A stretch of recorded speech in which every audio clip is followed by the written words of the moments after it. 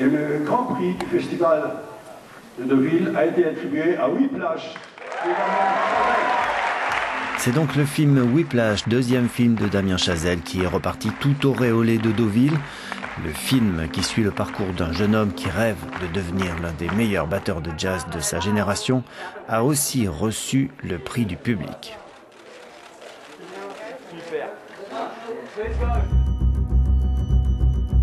I push people beyond what's expected of them. I believe that is an absolute necessity.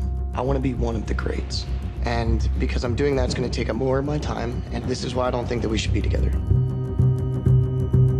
I would never let him put my son through hell. Why would you let him get away with what he did to you? There are no two words in the English language more harmful. Sur le tapis rouge des personnes plus ou moins remarquées en relation directe avec une actualité plus ou moins récente, on a donc eu cette année Julie Gaillet, mais aussi Dominique Strauss-Kahn.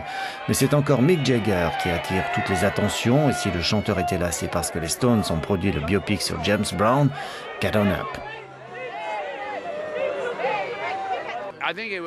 Il était vraiment un étonnant chanteur de soul.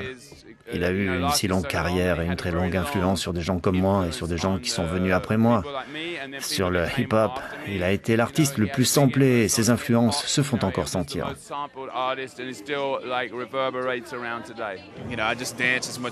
J'ai dansé le plus possible, j'ai chanté le plus possible, j'ai vraiment essayé de marcher dans ses traces.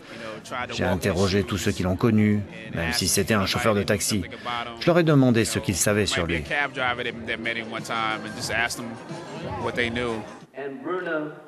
Brian Grazer coproduit le film avec Mick Jagger. Un hommage spécial a été rendu au producteur qui compte parmi les personnes les plus influentes à Hollywood.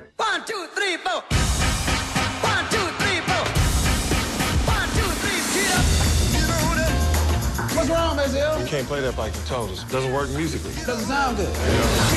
Doesn't feel good. If it sounds good and it feels good, then it's musical. You're entering a game here where the rules are already set out.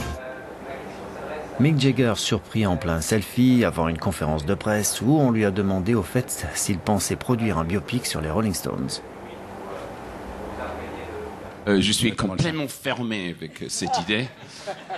Et je ne veux jamais faire un biopic des Rolling Stones. Non, il y a des histoires, des scripts maintenant, mais ils sont tous horribles.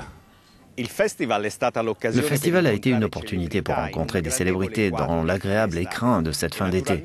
Et bien sûr de voir les dernières productions, de revoir des classiques et de parler de films controversés. À l'instar de ce Love is Strange qui raconte l'histoire de George Eben qui, après 39 ans de vie commune, décide de se marier.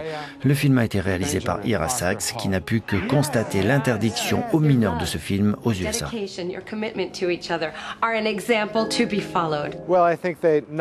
Je crois que la décision a été prise en raison des dialogues parce qu'il y a deux gros mots dans le film. C'est quelque chose de répressif qui, d'une certaine façon, limite le choix de films à voir. C'est un film en fait pour la famille et cela me dérange de savoir que les gens ne pourront pas voir le film avec leurs enfants en raison de ce classement, alors que c'est vraiment un film pour tout le monde. Et enfin, un petit tour sur les célèbres planches avec Pierce Brosnan qui a vu son nom apposé sur une non moins célèbre cabine.